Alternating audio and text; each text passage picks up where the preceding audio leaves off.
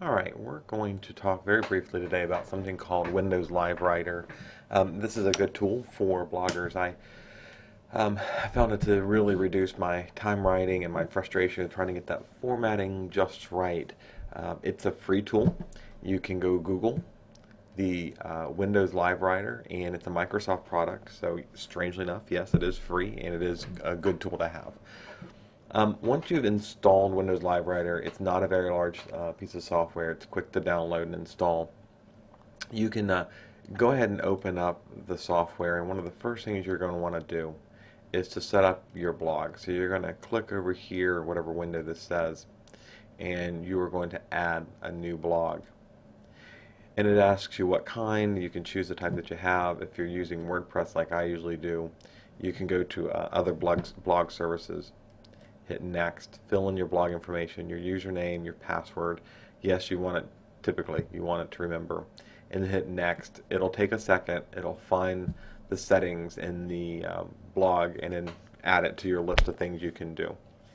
Now, every once in a while, if you're using WordPress, you have to go turn on a feature. If you get that error code, write it down, go into the traditional back office of WordPress, and turn on that feature that allows external posting. You're going to want to do that anyways if you're using Cellspin or anything else as an external blogger or blogging writer. In this case, I'm going to go to Windows Live Writer, and it's got a couple different basic functions. First, what I like is that if you're posting to various blogs, you can go and select that blog, and you can see that the format, the template, the coloring, everything is going to match that that blog. So you're not just writing to a blank piece of paper. You can kind of see what the formatting is going to look like.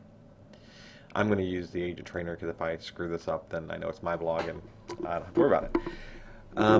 When you go and choose the blog that you wish to write to, you're going to be able to see this formatting. Here's where your post title goes, and then you'll be able to do all the things you need to do in here.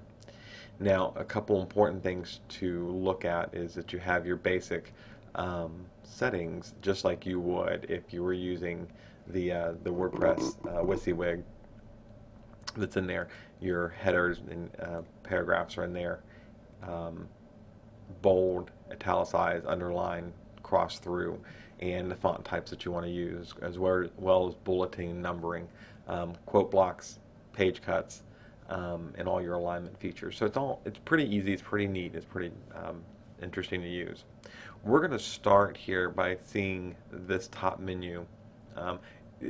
I usually like drop-down windows. This one, don't use that often. But if you're looking for something, those items are in there, and it's very, very, very similar to a Word document using Word.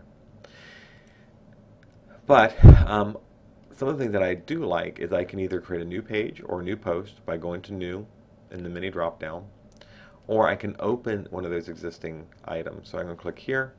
It's going to give me a list of what I've recently posted, or I can choose from one of my different blogs. It does go back to the last 50 posts that you make. I haven't figured out a way to make it go past the past 500 or so, so you're kind of limited if you're looking for something you wrote a long, long time ago, or you're part of a multi-author blog. It may take a little while to find. For those blogs where you're the sole writer and you've only written a couple hundred, it's real easy here to look. But I can go to Pages or Post, which is what I want at this point. And it'll take a second, look for post, and I can find any post that I've written in the past and then bring it up in the window. So open this one up.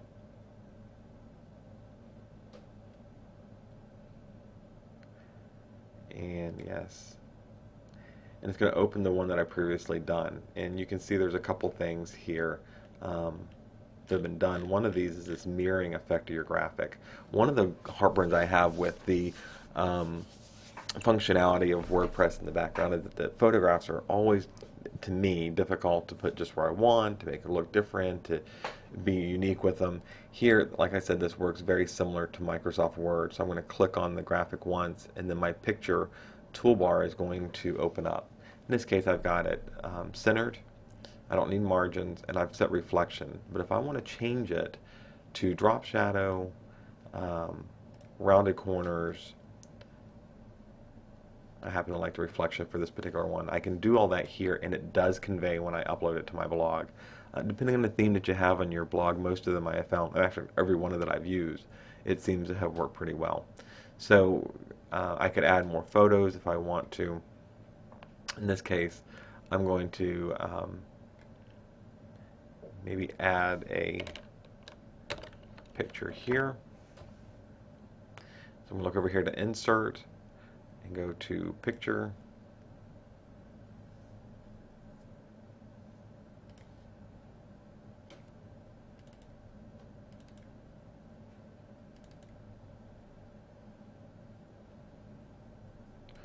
I'll just find something goofy.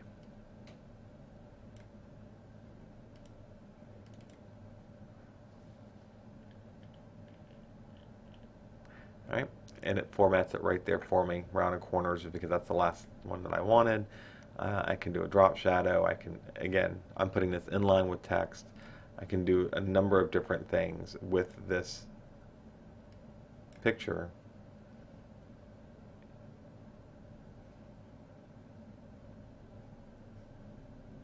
And align it however it's going to work. So it makes it for a nice break. I can just make it look a lot better than the traditional blog, and without having to go back and use the HTML. Although if I wish to, I simply click on Source, and now it gives me the opportunity to use HTML to fix and clean up things if I need to. Okay, so we're not going to save that, and I'm going to do a new post. No, I don't want to save this. New post, enter my title.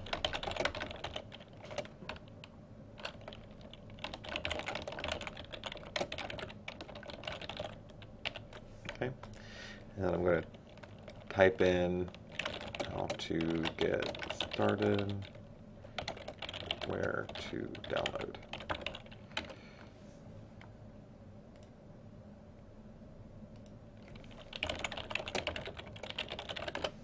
All right, so I want to make that an H2 because we all know H2 shows up better in Google results. And I'm going to pick up the URL I want for the post. So you can download here. Highlight it, hit the hyperlink button, copy my URL into here. I can change the word if I want to. I can ask it to open in a new window when the user clicks on it. And I'm just going to hit Insert. Okay, so that's how I'm going to put the insert in. And then here I may want to add a picture. Sorry, picture.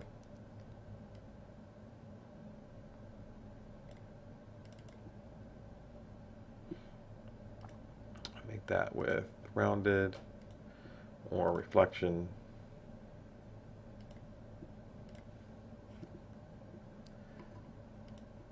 Okay, and I can source my photo here too. So if I put the URL and I say source, let's just say it was something I got off the Agent Trainer.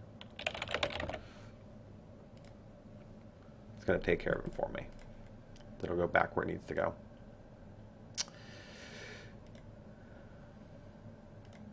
All right.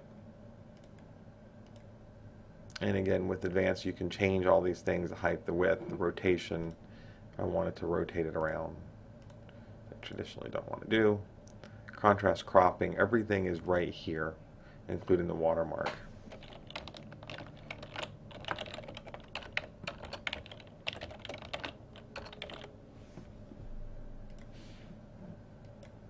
Alright, so you can see the watermark is here if I want to put a source or information or edit that photo at all.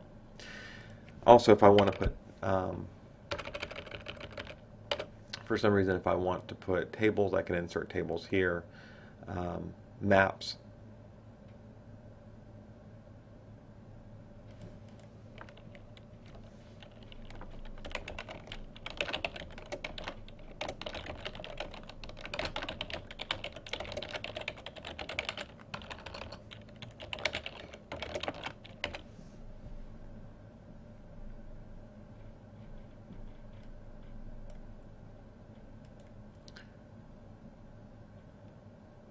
Okay, So I might want to insert the maps there.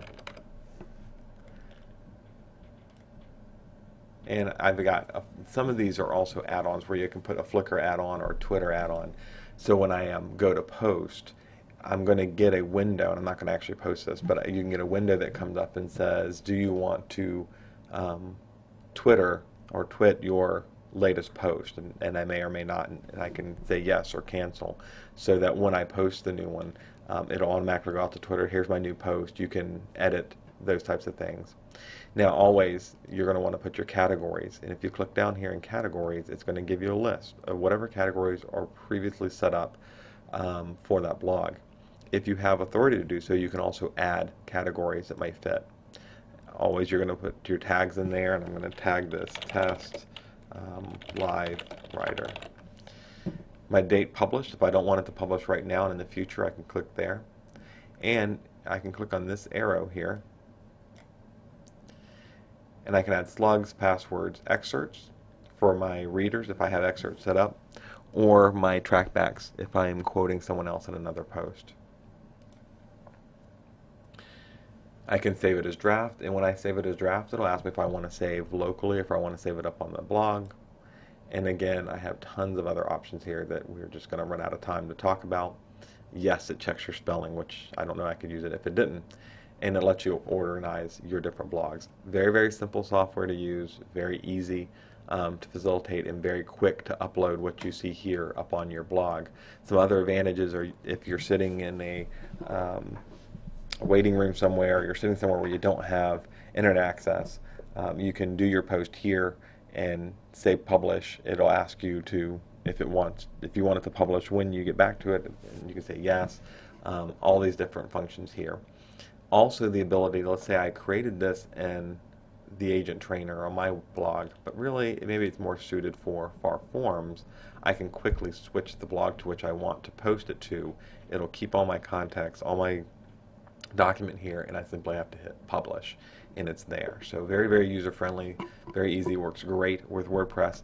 The note about WordPress is that it needs to be a current version. If WordPress is 6 months old or so, I think anything before 2.7, it's just not going to function. So anyways, I hope that you've gotten a good idea of what the software can do, and that you'll give it a try.